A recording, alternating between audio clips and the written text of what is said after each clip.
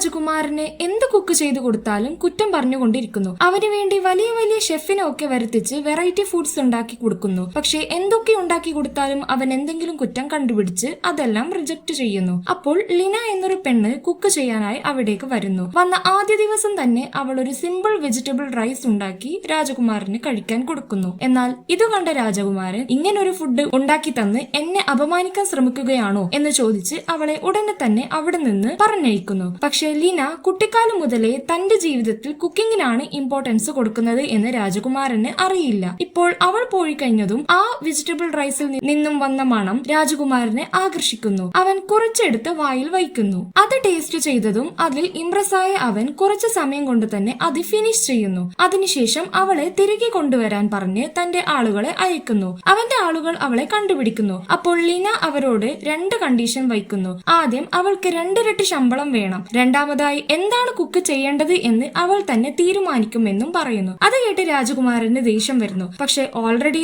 അവളുടെ ഫുഡിന് അഡിക്റ്റ് ആയതുകൊണ്ട് തന്നെ വേറെ വഴിയില്ലാതെ അതിന് സമ്മതിക്കുന്നു.